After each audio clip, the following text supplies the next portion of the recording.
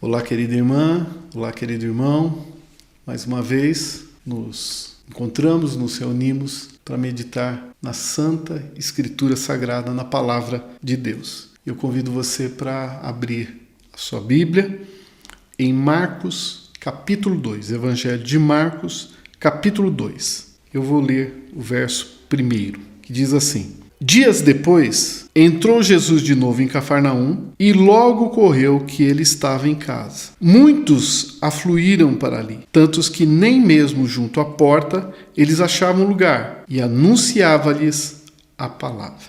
Inicialmente quero fazer duas observações sobre esse texto. Primeira observação é de que Jesus privilegiou o exercício do seu ministério dentro de lares. Ao tomarmos os evangelhos, os 4 evangelhos, nós vamos ver uma grande quantidade de episódios em que Jesus age, prega e opera milagres dentro de lares. Jesus privilegiou a ação dele dentro dos lares. E isso me faz pensar de que Jesus quer agir na igreja, mas especialmente nos lares que compõem a igreja, nas famílias que constituem essa família maior que é a família de nosso Senhor Jesus Cristo. Uma outra observação importante aqui é de que a prioridade de Jesus no seu ministério era a pregação, era o anúncio profético. Jesus estava numa casa, as pessoas se aglomeraram ali naquele lugar e ele anunciava-lhes a palavra. É a palavra de Jesus que transforma corações.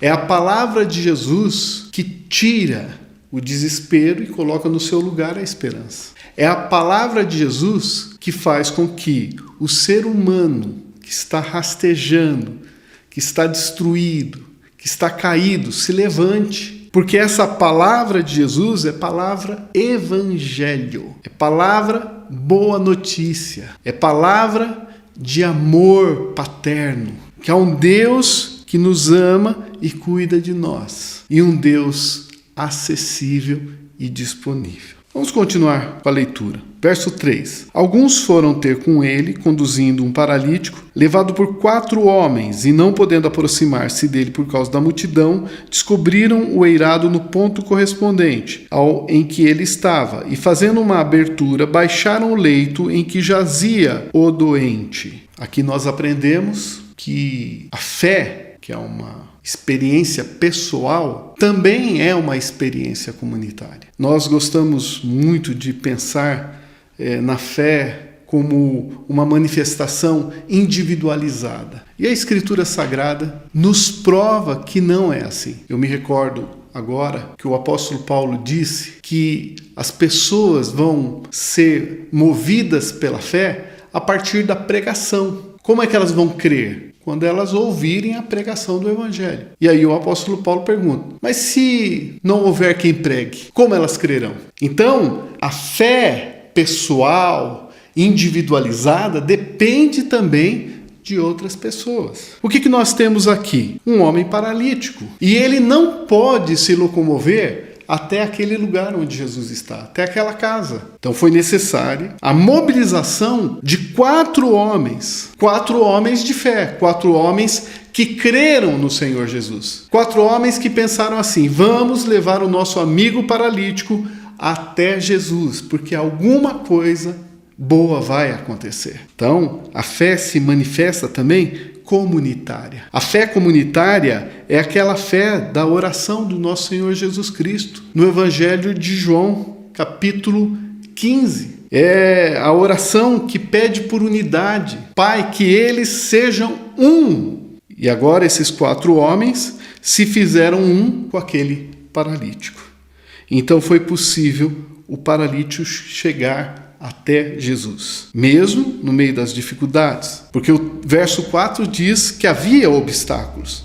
O primeiro obstáculo é a multidão. Como Jesus estava rodeado de muita gente, era impossível que o paralítico fosse levado até a presença de Jesus. Então, o que fizeram aqueles homens? Eles subiram, içaram o corpo do paralítico com a sua maca até o teto, até a cobertura daquela casa. E ali fizeram uma abertura e então desceram a maca com o paralítico até a frente de Jesus. E isso nos ensina que nós devemos nos empenhar, nós devemos nos esforçar, nós devemos nos dedicar para levar as pessoas até a presença de Jesus. Só que isso não é fácil, isso não é uma tarefa simples. Isso é uma tarefa que exige de mim, de você e da igreja muito esforço, muito empenho e muita sabedoria. Porque aqueles homens foram inteligentes. Eles pensaram, bem, já que por aqui, pelo caminho natural, não dá para chegar até Jesus, vamos encontrar uma solução.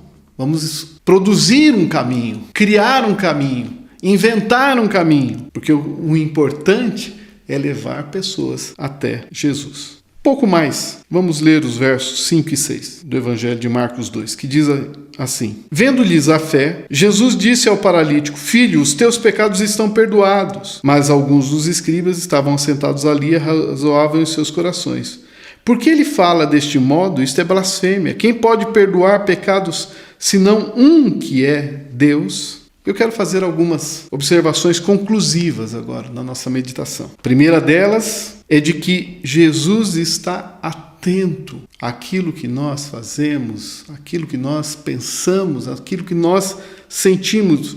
O verso 5 começa dizendo assim, vendo-lhes a fé. Isso quer dizer que Jesus estava observando. Jesus está observando a nossa vida. E quando Jesus vê a fé daqueles homens, algo maravilhoso acontece. Bem, aí nós podemos pensar, o que é esse algo maravilhoso? Porque até o momento não se falou de cura, não se falou de restabelecimento físico, não se falou de libertação de uma situação difícil. Não. O que se falou aqui no texto? Vendo-lhes a fé, Jesus disse ao paralítico: Filho.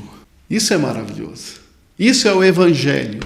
Isso é salvação. Isso é plano de Deus. Aquele homem era considerado maldito. Aquele homem era considerado objeto da ira divina. Aquele homem era considerado um abandonado do Senhor. Aquele homem era considerado um objeto, um alvo do abandono de Deus. E o que se prova nesse texto é de que esse não é o pensamento de Deus. Esse é o pensamento dos homens. O pensamento de Deus é diferente. Jesus olha para aqueles homens de fé, Jesus olha para aquele paralítico e se dirige ao paralítico com essa palavra maravilhosa: Filho. Você é filho de Deus. Você é amado de Deus. Você é importante para Deus. Você é querido para Deus. Você é herdeiro de Deus, porque se você é filho de Deus, você é herdeiro dele. Essa palavra é a palavra que transforma toda a realidade interior do paralítico. E Jesus completa: os teus pecados estão perdoados.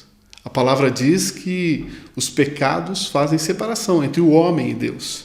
Se Jesus está dizendo assim, os teus pecados estão perdoados, é porque não há mais separação, não há mais distanciamento, não há mais barreiras, não há mais obstáculos.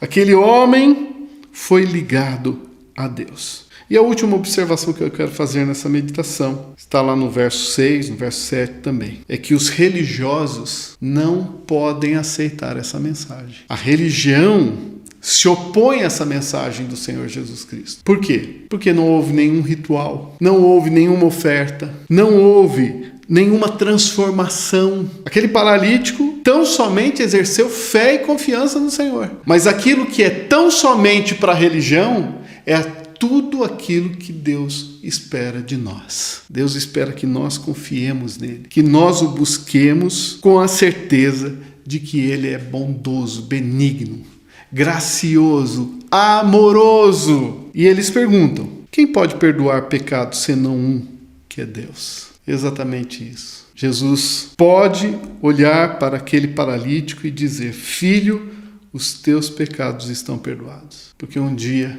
Jesus não estava em casa, não estava rodeado de pessoas interessadas em ouvir a sua palavra. Ele estava lá no Gólgota, ele estava cercado de blasfemadores, ele estava lá no Calvário, ele estava pregado numa cruz. E ali, derramando o seu sangue, ele pôde decretar o perdão de todos aqueles que creem e confiam no seu nome. Foi lá da cruz que ele disse: Pai, perdoa-lhes. E ali, derramando o seu sangue, ele nos lavou e nos purificou de todo o nosso pecado.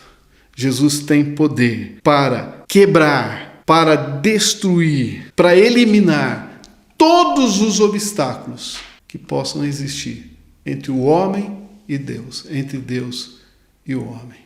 Por isso, fica aqui o nosso desafio para você, minha amada e meu amado. Confie no Senhor e busque o Senhor, porque Ele tem uma palavra de salvação para a sua vida. Que seja assim para a glória de Deus. Amém.